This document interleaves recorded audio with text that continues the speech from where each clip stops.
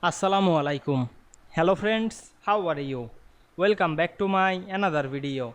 In this video I am going to show you how to insert 3D pie chart in Excel based on range.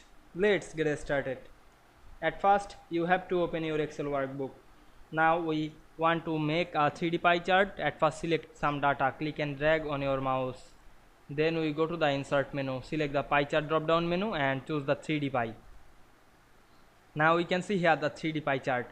Now you want to make the pie chart another style, select the chart and go to the chart design menu, select the change color option. You can change the color. Now I am select another color, otherwise you can make the chart another style. Here many style of the chart.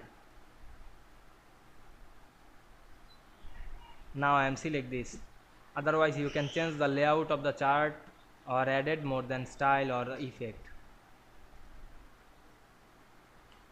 Now I am select this.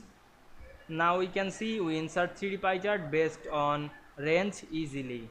You can rename the title, select the chart title option and rename this.